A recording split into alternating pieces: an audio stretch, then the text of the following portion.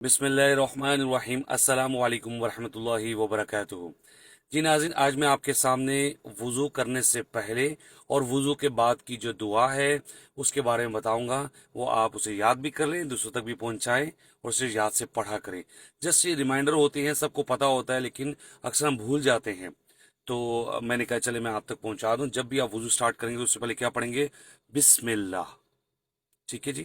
اس کے بعد جب آپ وضو کر لیں گے، اور وضو کو جلدی مت کیا کریں، کوئی آپ کا جسم کا حصہ، باڈی کا پارٹ جو وہ آپ کا خشک ڈرائی نہ رہ جائے، آرام سے کیا کریں۔ اس کا بہترین طریقہ یہ کہ آپ جب پہلے اوقات میں مسجد میں آئیں گے یا جانے کی کوشش کریں گے تو آپ کے پاس وضو کا ٹائم بھی ہوگا، تو آپ آرام سے وضو کریں گے۔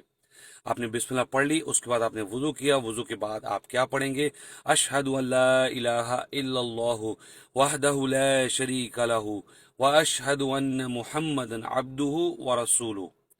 اچھا، کچھ لوگ ہمارے بھائی ایسے ہیں جو آسمان کی طرف سے انگلی اوپر کر کے تو پھر یہ پڑھتے ہیں، تو ایسا کوئی بھی طریقہ ہمیں حدیث سے نہیں ملتا، تو آپ نارملی اس کو پڑھ سکتے ہیں۔ اس کے بعد دعا کون سی پڑھیں گے؟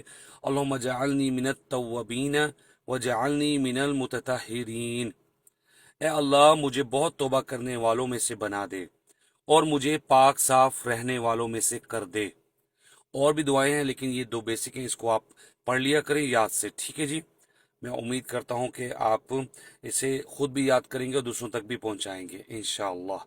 اللہ تعالی ہمیں عمل کی توفیق عطا فرمائے۔ السلام علیکم ورحمۃ اللہ وبرکاتہ۔